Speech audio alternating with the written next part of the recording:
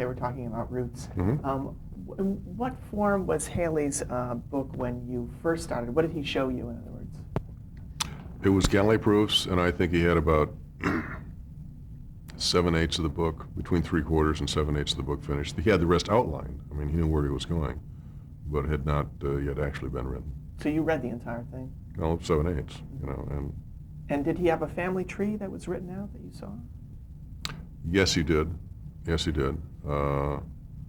I mean, they should have done a documentary about his research, because it was, I mean, it really should have been on the History Channel or something, because he went to the archives in Salt Lake, which, as you know, is a genealogical heaven in terms of birth records and dates and everything else. He took the trip from West Africa to New Orleans in the hold of a freighter to find out what it was like to, and obviously even that was just an approximation, but what it was like to be in that much darkness, that much cold, that much tossing and turning and everything else over, really, it was a much longer period of time for the slaves. And his search to turn up who got sold where, who did this, what happened to that child, and some were never recovered when they were sold, all that stuff. It was a labyrinth for him to fight his way through, and he did it with astonishing skill. How much was really known about Kunta Kinte? None.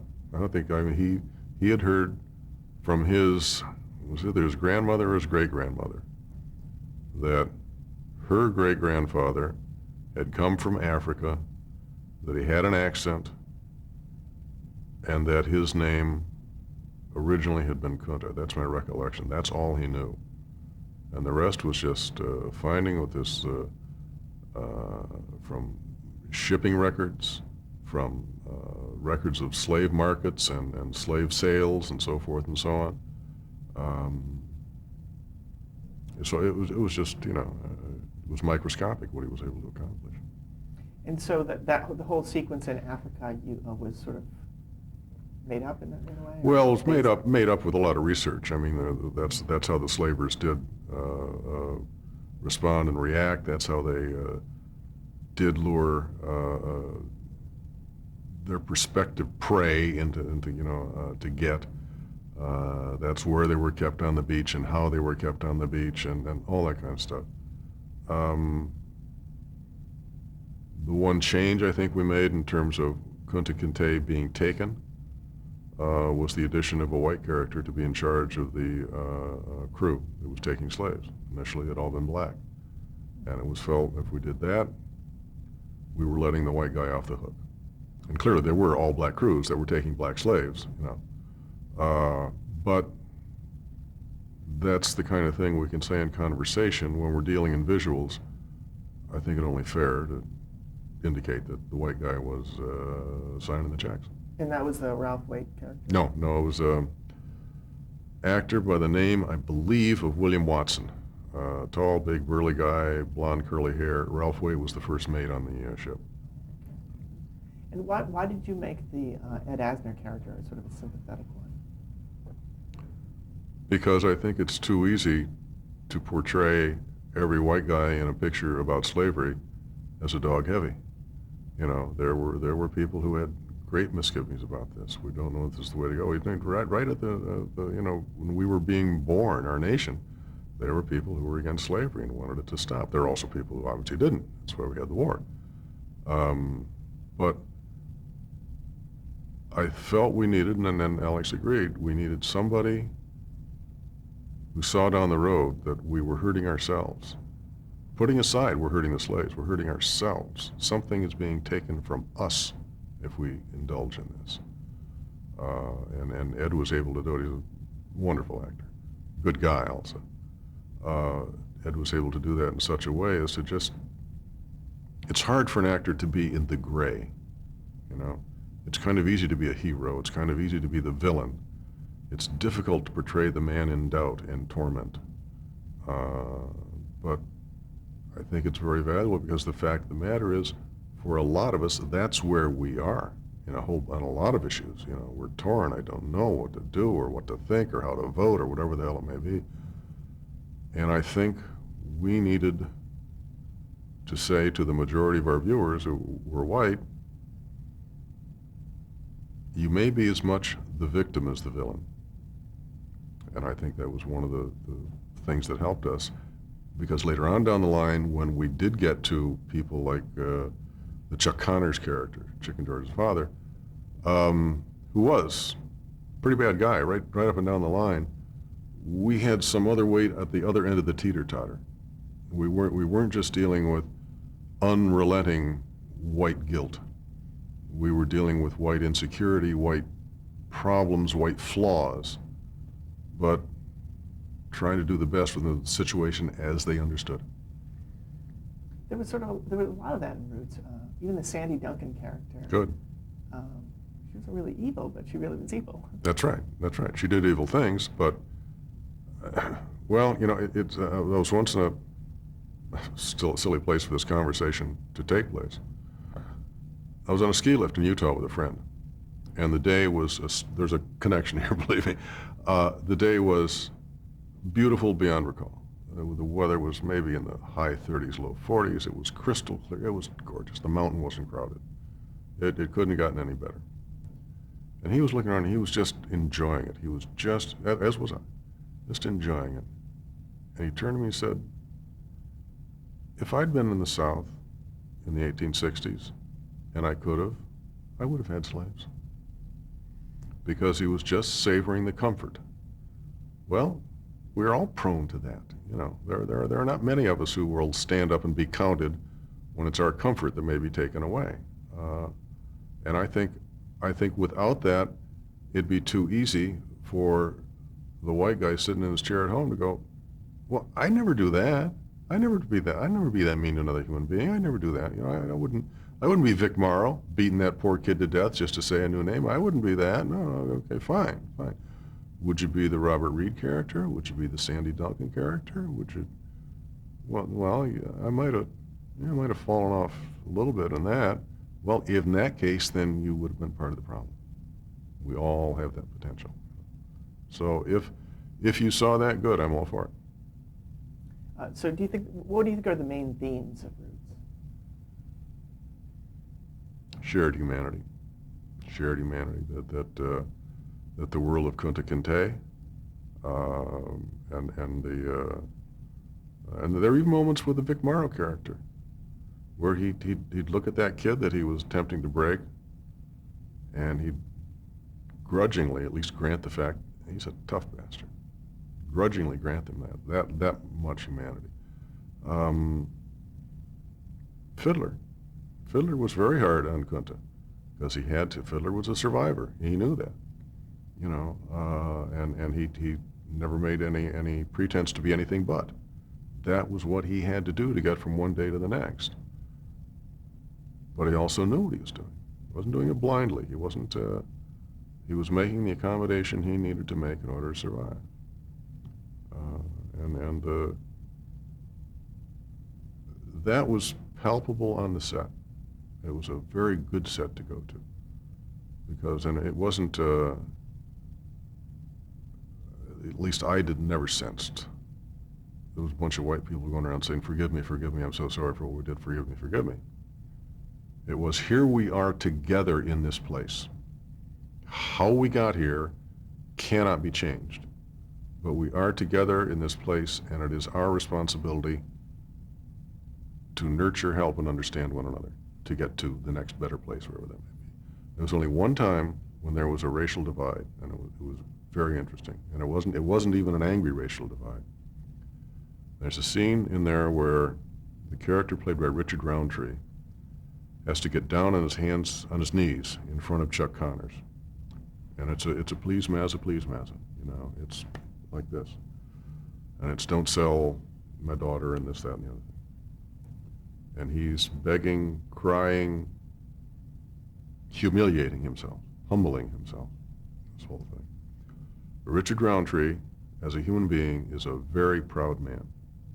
Richard Roundtree is a very confident man, should be.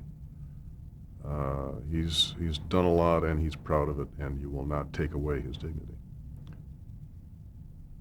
This character was embodying everything he'd fought against all of his professional life.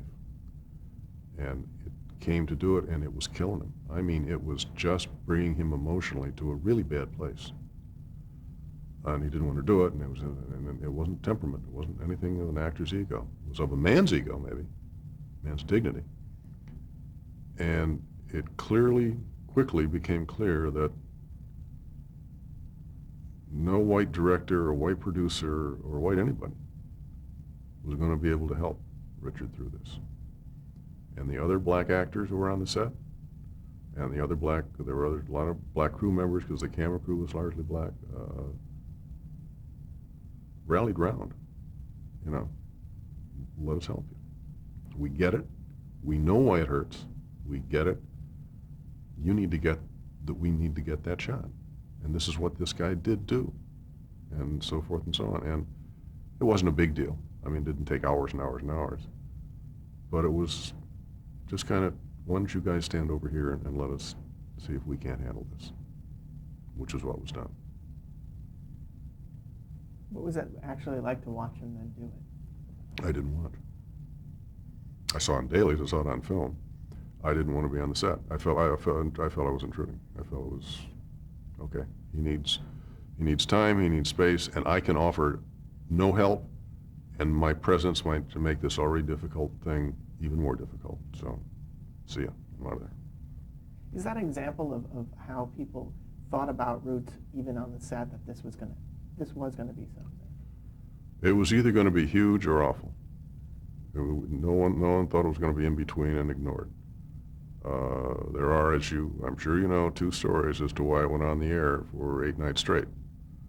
One was to bathe this country in this story that we all needed to see, et cetera, et cetera, et cetera.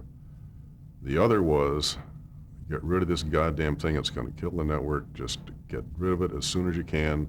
If you get, some nice little plaque from the NAACP, fine, but get it out. I buy the second version more than the first. I think they wanted to get rid of it.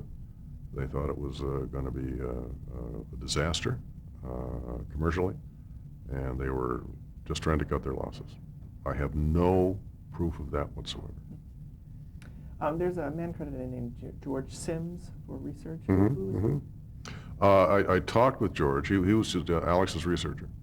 He was Alex would send him to the encyclopedia. He'd send him to Salt Lake. He'd send him to do the grunt work of research. I talked with George maybe twice. I don't know him at all. It was on the phone.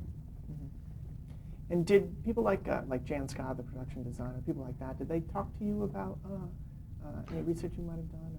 Or? They talked to me a little bit, but mainly it was much more to Alex, to the directors, and to Stan Margulies. I was really not a close part of that circle. Was Stan Margulies really the guy who shepherded this entire thing along? Shepherding pre-production was David Wolper. David took it to the network. David explained why he thought it would be big. David pillowed Alex from all of the pressures and stuff like that.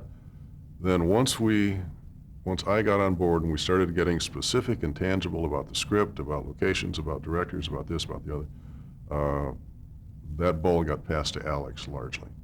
Not that David wasn't involved, but it was kind of like he was the president in the White House and Stan was Dwight Eisenhower on the battlefield, and it was Stan's army.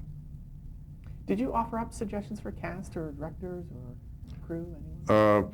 Yeah, Stan and I talked a little bit. I don't think I ever talked with David about it. I talked about some people that I'd worked with who I thought were very good. George Stanford Brown from the Rookies, and some other people. Lou. I don't think I suggested Lou. I think Lou was on board. But I think he asked me about Lou and how was Lou good to work with, and he is, and he was. But I think that's about where it came down. I'd worked with David Green before in a very loose manner, but he's always a very bright man. So I was a friend of the court, but I didn't really have a vote, I don't think. Did they tell you why they hired you specifically? Was there any indication? Brian's song worked. I'd done some stuff that worked. I'd done television that had been well received, and in a couple of instances went off after I left, so maybe I knew a little bit about what I was doing.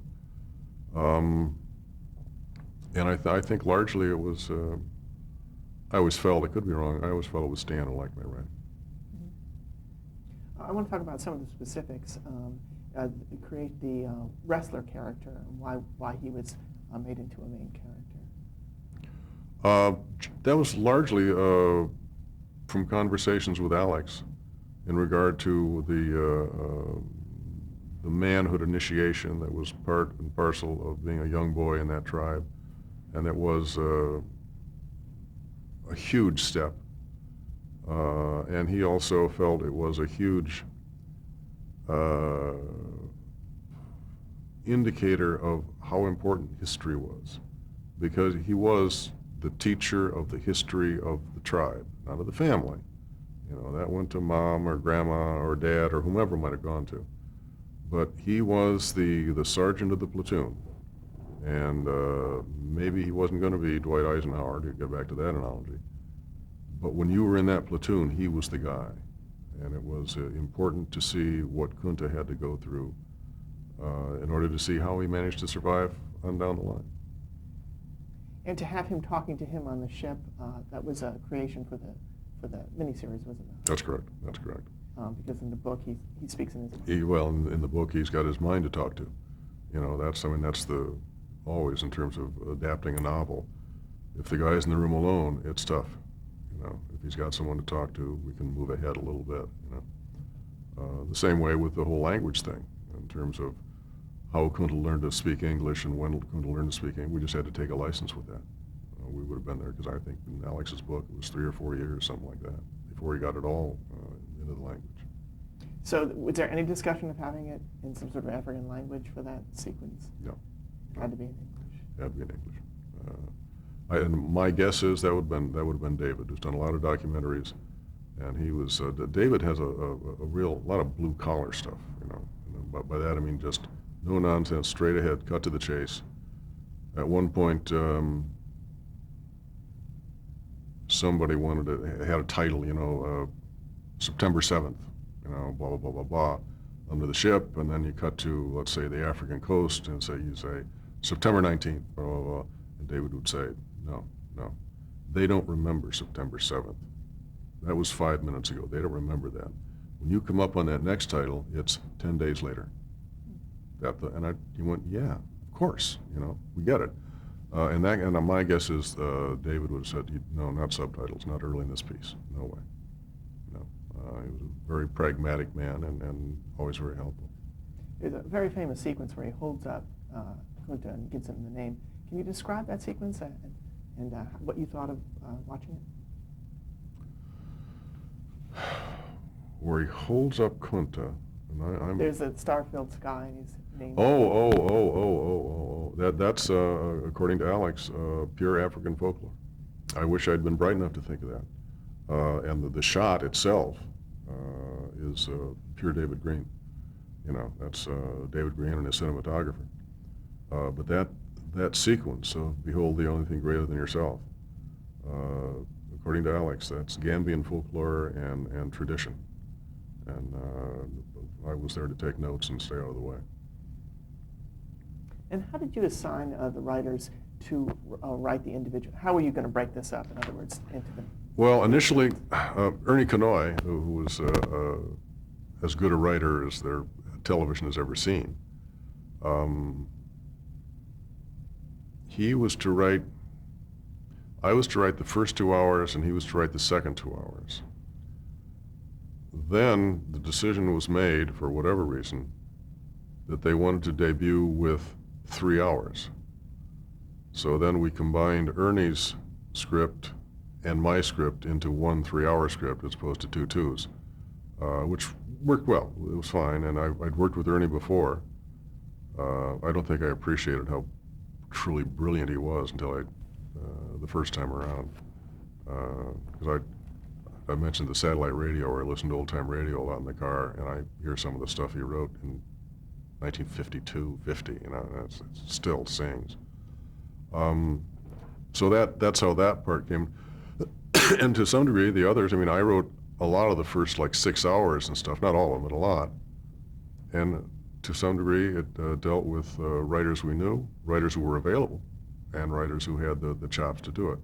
Not everyone can get into the historical stance, you know. Now, part of my job was to create a uniformity from episode to episode to episode, obviously. And I think by and large we succeeded, though I think the last couple of hours suffered not from a lack of writing, but from a lack of money. They just didn't have the dollars to put into the production anymore because they spent so much money on the first 3 and 4 hours. Oh, were they shooting chronologically? To some degree they were. They also had a couple of units shooting at the same time.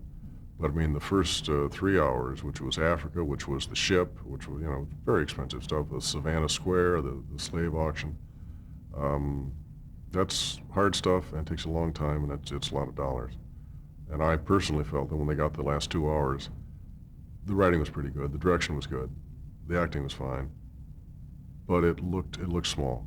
It does look small. In the first 3 hours, it looked so big. You know, it had such great production values that I think people stuck around because they wanted to see how it came out, but I don't think we had the clout in the last 2 hours that we had in the first 3. Is there anything specific that comes to mind in terms of keeping the uniformity, things that you did to make sure that it all appeared the same? Language, the arc in the first 5 or 6 hours, the arc of Kunta's language, how he learned, and the degree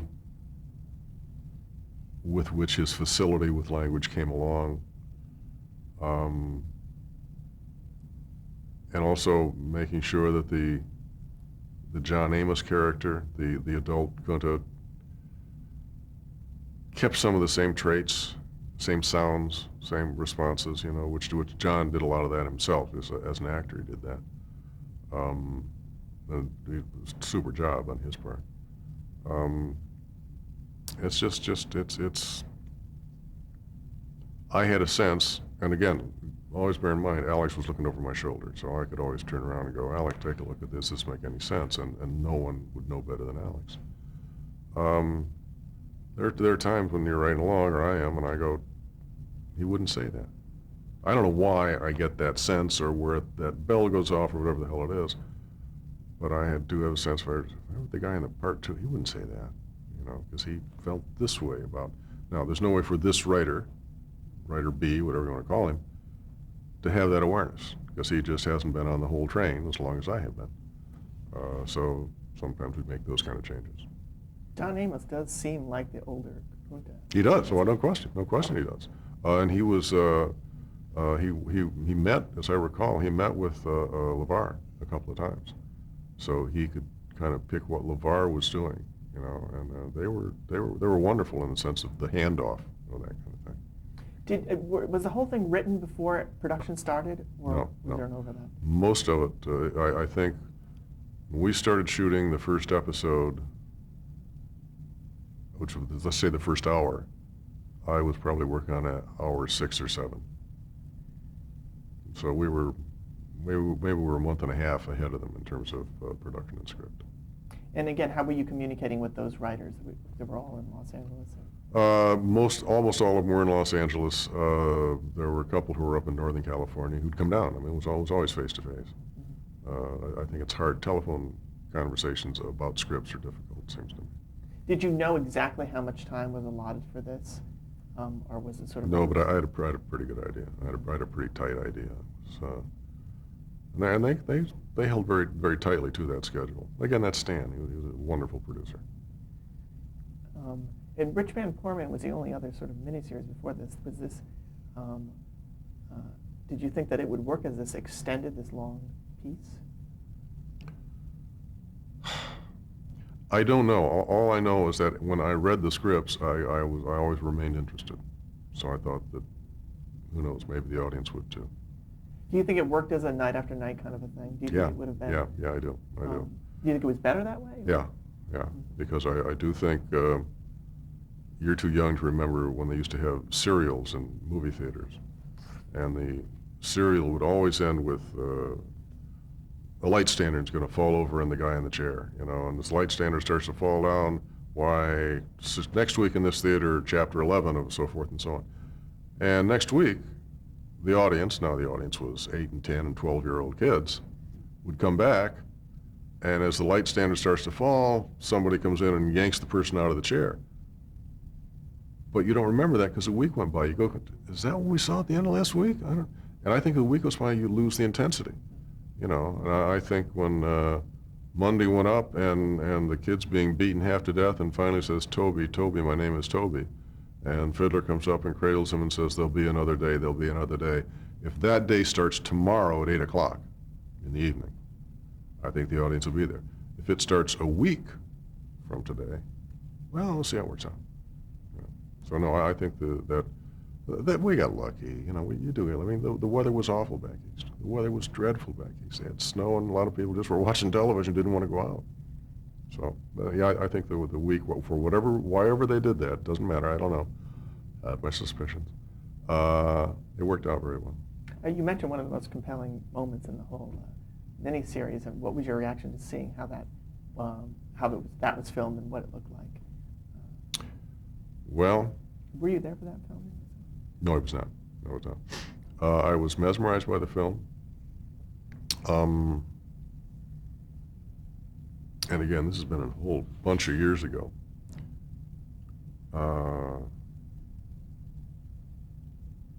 It was in the book, but I think I was the one that asked Alex to use the name Toby, because there used to be a thing in the Midwest before I was born, but I remember reading about it, called a Toby show. And a Toby show was a stupid show. You know, it was meant to be stupid. It was a clown show. It was blah, blah, blah, blah. And the character of the clown, who was dumb as a door, and it wasn't a Punch and Judy show, but it was for farmers, and it was a Toby show. And there's something about the name Toby that, for me, has an ultimate, there's no dignity, there's no size, there's no presence, there's no force. You know, Toby's it's a stupid name you give a dog. And he bought that. And I recall how humiliating it was when you heard LeVar say, my name is Toby. Not to insult anyone named Toby who's going to watch this at some point. But it was a remarkable moment, a wonderful, wonderful moment. And, you know, the score by Gerald Fried and Quincy Jones certainly supported that to the max. So the actual name of Toby was dramatic license. That was not necessarily historical. No, it was not. It was not historical, no. So, but that was true that they would rename the slaves. Yes, oh yes, absolutely. But we don't know what Kunta Kinte's name was. I don't believe so. Again, it's been a number of years, I could be wrong, but I don't believe we did it, no. And how did you decide which of the ancestors you were going to put in this? That was Alex's call. Mm-hmm. You know, it was clearly what was most dramatic made the cut, and what was sylvan and placid did not. But he was the guy who pointed out the steps in that. Okay, we're at the end of our table. We're going to stop there.